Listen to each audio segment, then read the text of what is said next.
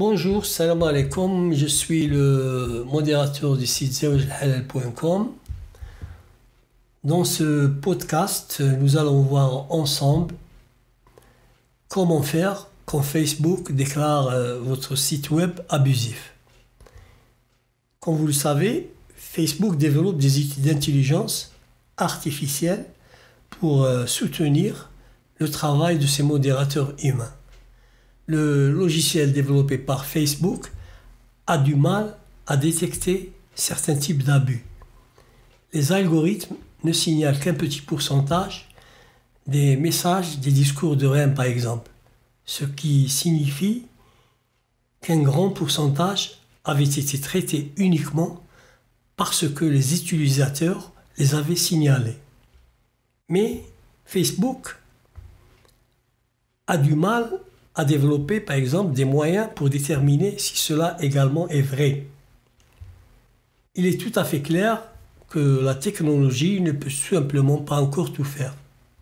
Alors, je vais vous montrer un moyen pour rétablir la situation quand Facebook déclare votre site de distributeur de logiciels malveillants, sans préavis et les mesures que vous devez faire pour récupérer le statut de site légitime aux yeux de Facebook. Alors, vous postez habituellement un lien vers vos billets de blog 3 fois par semaine sur la page Facebook de votre blog. Vous le faites depuis longtemps sans incident.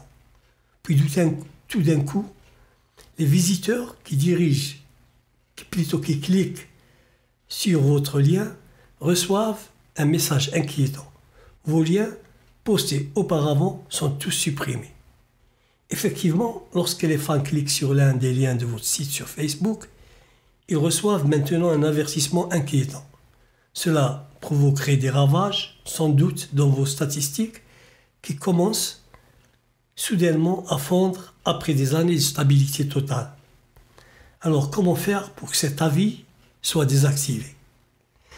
Sachez que Facebook dispose de nombreuses mesures pour protéger ses utilisateurs contre les sites malveillants, qui fonctionnent sous pilote automatique, en dehors du contrôle de Facebook, et ils ne sont pas conçus pour vous aider si vous êtes faussement accusé. La première chose que vous faites, vous commencez à parcourir les options de Facebook pour signaler le problème. Aucun d'entre eux ne correspond vraiment à votre situation.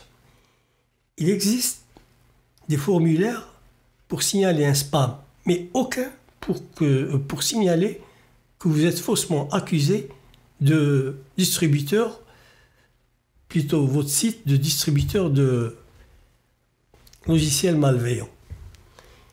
Alors, nous allons parler de la solution de Trend Micro qui fonctionne. Sur le site de Trend Micro, il y a une page où vous pouvez tester votre site, voir comment Trend Micro l'a évalué et demander à ce qu'une évaluation négative soit supprimée.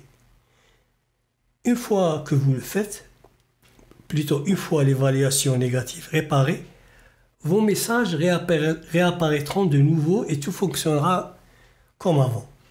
Surtout, n'oubliez pas après de poster un message sur votre page pour avertir les fans afin qu'ils sachent qu'ils pourraient à nouveau utiliser les liens. Je vais vous laisser le lien de la page de Trend Micro en dessous de ce podcast. Je vous remercie pour votre attention et je vous donnerai un prochain rendez-vous pour un nouveau podcast.